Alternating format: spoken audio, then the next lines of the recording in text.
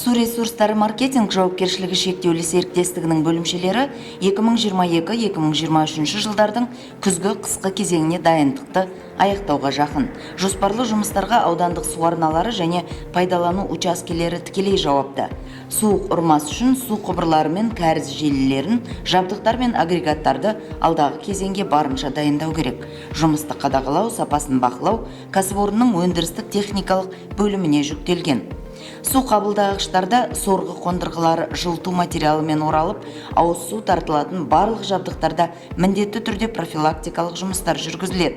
Суықта да су қабылдағыштар сағат секілді үздіксіз жұмыс істеуі керек, және қалаға қажетті су мөлшері үздіксіз берілуі өте маңызды. Тарату камералары, құдықтар, барлық ысырма жабдықтар, су қысымын реттегіштер тексеріліп, пысықталып жатыр. 4407 құдықшалар мен камералардың қысқы кезеңге дайындықты қажет ететін 2841 құдықша камераларында қысқа дайындық жұмыстары жүргізілді. Оның ішінде ең басты жүргізілетін негізгі жұмыстардың бірі онда орналасқан құрылғылардың, яғни ысырмалардың, өрт гидранттары, кері клапандар, су қысымын реттегіш құрылғыларының қалыпты жағдайда жұмыс істеуі. Одан бөлек құдықшалардың, камералардың қақпағының жабық болуы, герметикалық жағдайы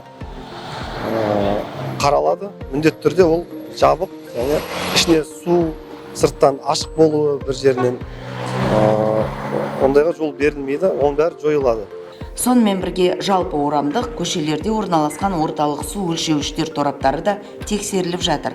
Бұл жәшіктердегі құбырлар қатып қалмауы керек. Әйтпесе ондаған абонент ауыз сусыз қалуы мүмкін. Сондықтан бұл учаскелердегі дайындыққа көбірек көңіл бөлінеді. Су ресурстары маркетинг жауапкершілігі шектеулі серіктестігінің басшылығы оны қатаң бақылауда. Жалпы саны 1757 су торабының қысқа дайындық қажет ететін 585-і жылыту жұмыстары жүргізіліп, дайындалды. Қыс мезгілінде су өлшегіштерін тексеретін тораптар да жылытылатын болады. Дайындық жұмыстары кәсіпорынның тазарту құрылғыларының кешені мен энергетикалық нысандарда да жүргізілді. Қыс мезгіліне мекеменің автокөлік паркі де міндетті түрде толыққанды дайындықтан өтеді.